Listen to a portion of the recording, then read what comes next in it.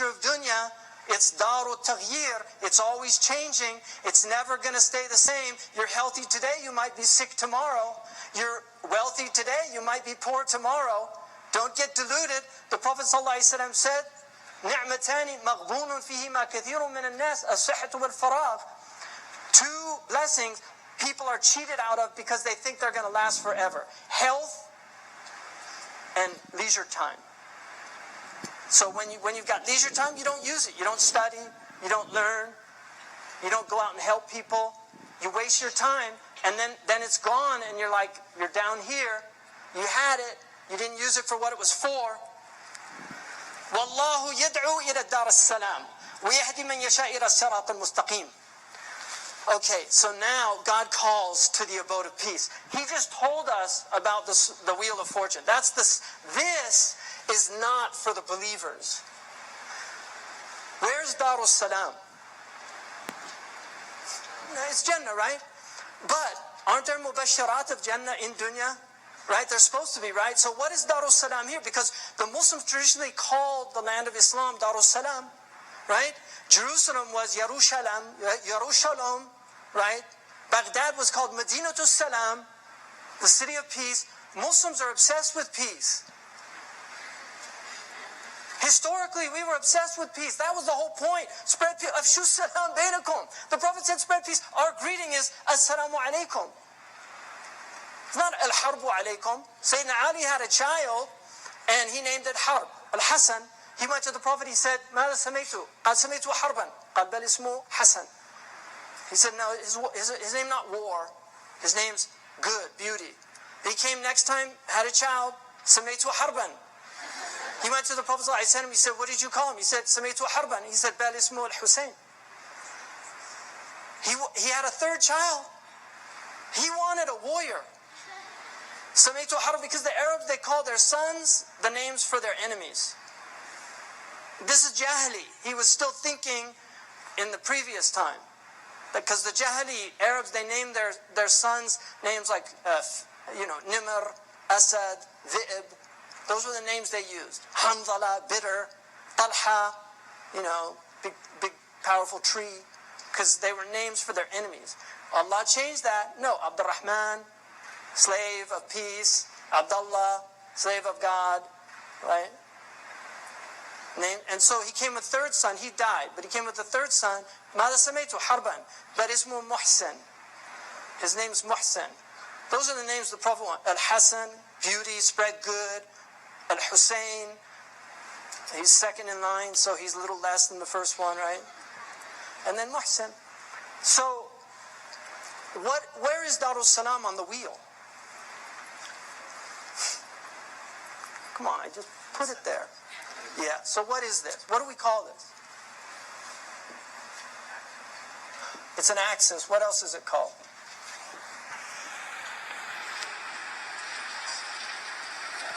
Huh? What? What's the center of a wheel? What do you call it? Those are spokes or what comes out? It's a hub. Okay, so we'll call it a hub. Okay, so it's all good in the hub. Okay, this is the hub. We'll write it in Arabic, right? Hub. Right? You want to get into the hub, the hub, the love of Allah. The more you get to the center, the less affected you are by the vicissitudes of time. The more you center your being with God, the more these things become meaningless because you see them as from God. Because God made a world that's very nature is to do this. This is the nature of the world. This is the nature of the world. You have to accept it. Just accept it. Let the wheel spin, but get into the eye of the hurricane. Get into the eye of the hurricane. The eye of the hurricane is complete tranquility, stillness. When ships go into the eye of the hurricane, there's no storm. It's all peaceful. They're in Darus Salam. And this is why Aslahun Nas in Islam, Aslahun Nas, fi qarnan min al-qurun, the most righteous human being, Because one of us is the best of us in this time. There is one Muslim who's better than all the other Muslims. Because he represents the heart of the Prophet ﷺ. The Prophet was the best of all human beings. The Prophet is the qutb of existence. He's qutb al-wujud. He's the axis of existence. That's why he's perfect stillness. He was never perturbed. He went to Ta'if, they spit on him, threw rocks at him, they made him bleed. Did he say, Allah anzal alayhim al-adhab? Did he say that? No, because he didn't see them as doing it to him. He saw them as a bala from God. And he said, إِلَى مَنْ تَكِلُونِي? Who are you going to send me to? إِلَى عَدُوٍ يَتَجَهَّمُنِي? Like to some enemy, right? Who doesn't know who I am? He said, if you're content with me, I'm fine with it. وَالْعَافِيَةُ أَوْسَعُ. But afiyah is better. It's nicer to be in good conditions than bad conditions. We don't have a victimization complex like some religions. They actually like to be punished, right? Muslims don't like that. We would rather be ruling than be ruled. We would rather be that. But if we're under the authority of somebody else, then we know who gave them the power. We're not deluded into thinking they did it themselves, because we know who controls the wheel of fortune. Allahumma malik al-mulk. You're the owner of the dominion. You give it to whom you please. Right? So this is where Ghazali was up here, and then at about 38 he was here. Like, this doesn't look good for me. And then he loses his voice, and now he's here. The thing that put him here was taken away from him, and he finds himself here. He went into a state of depression. But then, da'Allah mukhlisin,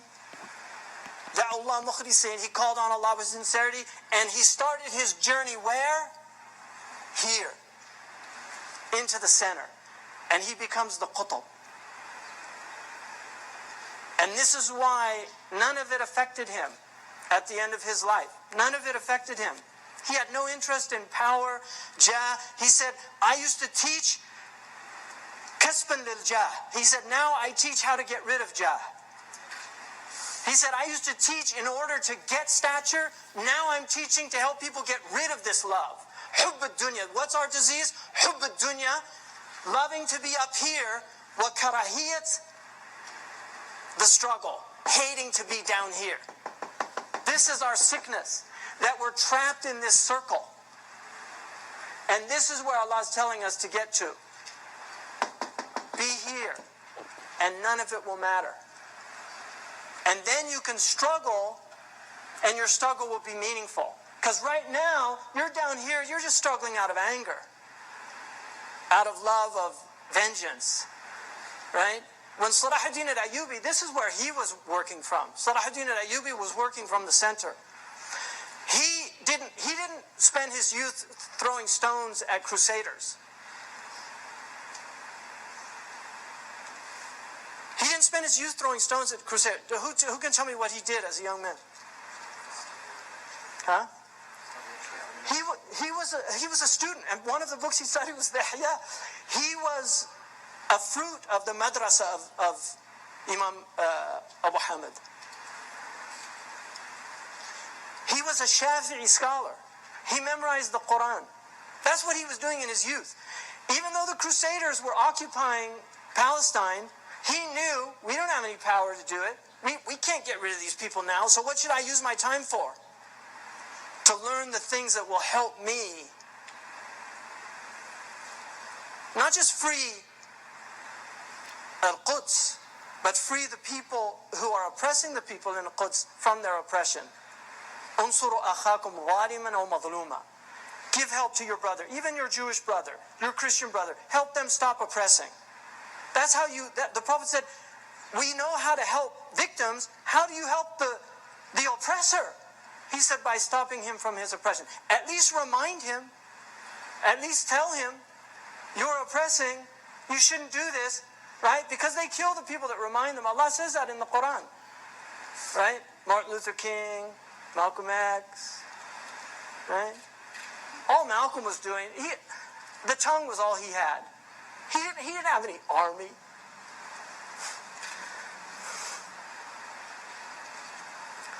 And he started from hatred. That's where he was, and that's why if you listen to his early talks, they're just filled with hate. But listen to his last talk. Nobody wants to hear Malcolm after Mecca. They all want that harsh Malcolm. Yeah. They don't want to hear the Malcolm that suddenly realizes people are human beings. White people are human. A lot of them would almost convince you otherwise. I understand that. But they're human beings. Right? Turkish people are white. A lot of them. They don't behave like that sickness, right? Which some attribute to a lack of melatonin. You need more sun. The sun makes you happy, doesn't it? When the sun comes up. You live in Europe, there's never any sun, you're miserable. You get a bad attitude. But that's Malcolm. Malcolm got there. That's why in the end of his life, that's where he was. What's Martin Luther King said right before he dies? I've been to the mountain. Everybody wants longevity. I've been to the mountaintop. He was moving. That's where but he started. He understood this. Trust me, he knew this model very well. You know, one thing Martin Luther King said was, if I wasn't against violence on moral terms, for moral reasons, I'd still be against it for pragmatic reasons. That's what Muslims haven't learned that. I'm against modern violence on moral grounds. I really am. I am against modern warfare. I don't believe in modern warfare. I don't believe Muslims should be engaged in modern warfare. I really don't. I'd rather be killed than kill people with nuclear weapons. I'd rather die than drop a bomb. I really would. I'd rather die than blow up children. I'd much rather be killed than kill some innocent person. And the Prophet said towards the end of time, he said, be the best of the two sons of Adam, right? Kun, khayra ibn Adam. Be like the best of what? It's Habil, right? Not Qabil. It's Abel, not Cain. You know, in the tafsir of Imam al-Baghawi, what he says? He says that Ibn Abbas said Cain was actually weaker than Abel. Abel could have defeated him, but he said their sharia was that they weren't even allowed self-defense. And that means, if that is true, that means that the foundation of our tradition is nonviolence. And I would argue that the Prophet would exhaust every nonviolent means before he would go to violent means. He would exhaust every nonviolent means. And that's why at Hudaybiyah, he had every right to fight those people, but he didn't. It was a nonviolent solution to a problem. The Muslims didn't like it. Why? Because Al-Yasir was being tortured. They were in chains. They're calling on them, help us. The Prophet said, Sabran ya Al-Yasir, inna maw'idukum al-Jannah. There's a proof that the Prophet is seeing a Muslim tortured, and he's not doing anything about it. Outwardly. He saw a Muslim being tortured, and he didn't do anything about it outwardly. Because he was a profound strategic thinker. Completely different approach to the problems of the world. That's... What time is it? 9:35? 9:45. I'll give you one more example of the Wheel of Fortune, but you'll see it many times in the Quran. It's a very useful model, and I believe it is a Quranic model. And Allah is using that example of the mushrikeen. So they're the ones that are in this circle. The Muslims are supposed to be in the center. Right? الَّذِينَ آمَنُوا وَتَطْمَئِنُّ قُلُوبُهُمْ بِذِكْرِ اللَّهِ أَلَا بِذِكْرِ اللَّهِ تَطْمَئِنُّ الْقُلُوبِ. Those who believe and their hearts have stillness, طُمَأْنِينَ, from the dhikr of Allah. Isn't it by the dhikr of Allah, the hearts are still? Why are they still? Because there's no movement in the hub. In the hub. There's no movement here. These people are not still. They're in complete confusion because it's just, this is their life. Right?